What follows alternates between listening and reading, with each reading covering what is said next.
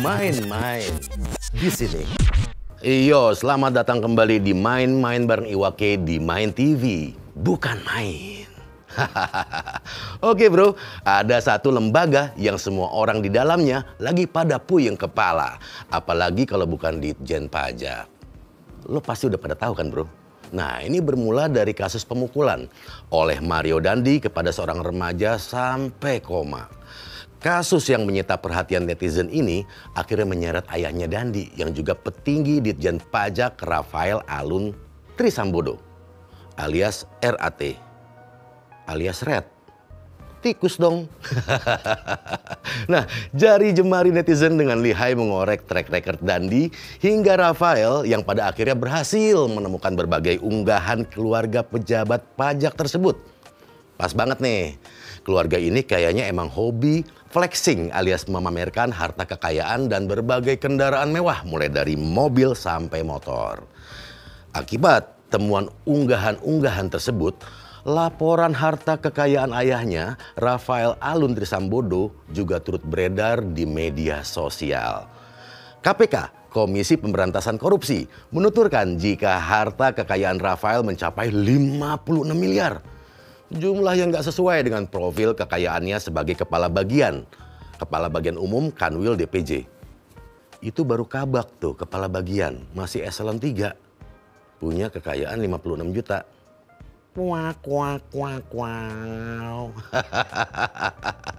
Jadi menurut pihak KPK sebenarnya harta kekayaan yang jumbo begini nih enggak dilarang. Yang jadi masalah adalah match atau enggaknya jumlah harta kekayaan dengan profilnya.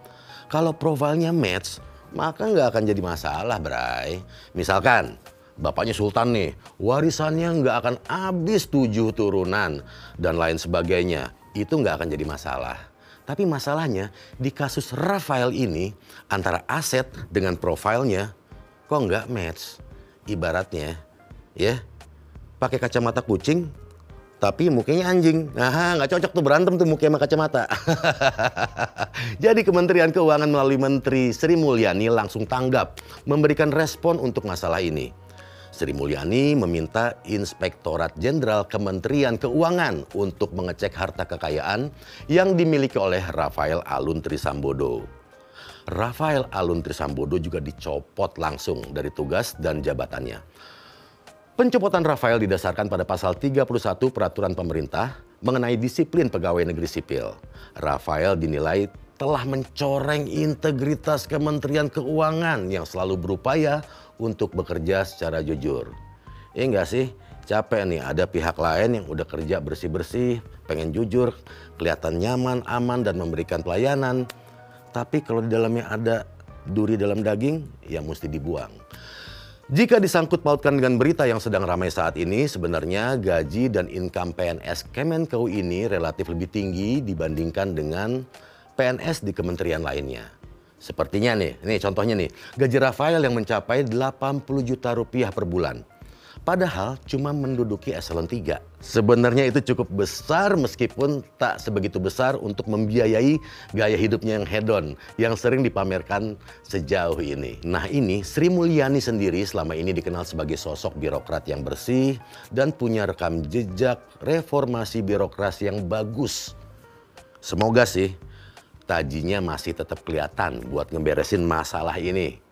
Amin.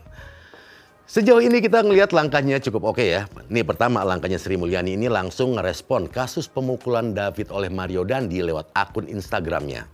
Waktu itu kasak-kusuk netizen emang udah sampai menemukan fakta bahwa Mario Dandi ini anak petinggi Ditjen Pajak. Jadi wajar kalau Sri Mulyani langsung ambil langkah buat ngejagain marwah lembaga yang dipimpinnya. Ya nggak sih? Capek men, bener men. Kalau ada duri dalam daging, buru-buru dibuang. Beberapa hari lalu netizen juga udah sampai menelusuri harta kekayaan para petinggi Ditjen Pajak lainnya. Yang jadi perhatian salah satunya adalah Ditjen Pajak Suryo Utomo yang diketahui hobi dengan motor gede berharga mahal. Bahkan sampai mendirikan geng motor gede di Dirjen Pajak. Nah itu biasanya kalau di PNS tuh ada kumpulan kayak Dharma Wanitanya, ya perkumpulan apa, olahraga apa. Ini kumpulannya motor gede. Waduh, mau beda sendiri. Tahu sendiri kan kesan masyarakat biasa kayak kita-kita ini nih kalau ngelihat geng bapak-bapak konvoy motor gede di jalan raya. Ngerti kan maksud gue? Nama geng motornya juga Belasting Raider. Nah itu tuh bahasa Belanda tuh. Kalau kata sejarawan Boni Triana yang juga ngerti bahasa Belanda, Belasting Raider diterjemahkan sebagai penunggang pajak. Waduh, capek-capek kerja, belanja ini itu dipajakin, tapi yang ngurus pajaknya malah nunggangin. Aduh, nah ini nih, Sri Mulyani ini kelihatannya tanggap dengan keresahannya masyarakat. Dia langsung kasih perintah buat membubarkan geng motor bapak-bapak Dirjen Pajak ini. Ini dilakukan buat memperkecil panggung buat bapak-bapak kaya ini memamerkan hartanya. Dari kemarin sih, netizen udah gercep nangkep fenomena lucu di beberapa marketplace. Ini kocak banget nih. Jadi mendadak di marketplace, secara berbarengan, banyak yang jual motor gede. Konyol habis gak sih? Lu jual motor gede, emang gak dicek tuh dari PPATK? Nggak di situ aja, Bray. Nah, ini kita yang rakyat biasa pasti bersikap sama. Kita marah dengan pemukulan yang dialami David dan berharap hukum bekerja seadil-adilnya. Kita juga marah lihat para pejabat yang hobi pamer kemewahan. Tapi juga senang lihat mereka harus mempertanggungjawabkannya sekarang. Ya, semoga ini berjalan lancar, prosesnya emang benar-benar prosedural, nggak ada lirik mata kiri kanan. Jalan yang lurus. Nah, buat para pejabat yang hobi pamer kemewahan ini bikin gue jadi kekhawatiran gue nih sebenarnya nih. Kayak ada subconscious atau alam bawah sadar dari para pelaku bahkan keluarga ya, pelaku korupsi ini ada kebanggaan tersembunyi. Ini gue ngeri banget kok ini jadi budaya. Kayaknya bangga banget ketika orang bisa korupsi berarti punya kekuasaan besar. Korupsi jadi achievement. Korupsi jadi pencapaian. Walaupun itu nggak diucapkan di mulut dan ditulis dalam tulisan, tapi kayak ada alam bawah sadar yang mengatakan itu. Sehingga akhirnya entah keluarganya, entah istri, ya dari istri, anak, dan lain sebagainya, tanpa ragu-ragu flexing barang-barang belanjaannya. Ngeri kan? Kalau itu udah jadi kebanggaan. Nah, buat para pejabat yang hobi pamer kemewahan, inget deh, kalau jabatan itu cuma sementara, ya. Yang jelas bukan sementara di dunia aja, tapi kan emang ada tuh jangka waktu kerja lo di situ kontraknya segimana lamanya ya. Jadi emang manfaatkan. Dan yang jelas lagi, jabatan itu buat gua adalah amanah. Lo dititipin amanah buat mengerjakan sesuatu, jalanin deh, profesional aja, nggak usah macem-macem, ya nggak ya? Nah apalagi jejak digital itu sekarang gampang dilacak.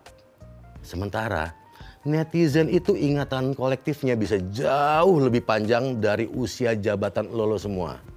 Jadi, chill, hati-hati, lay down, dan juga tetap lurus, tetap amanah ngerjain jabatan lo. Itu main-main bareng Iwa K di Main TV emang bukan main.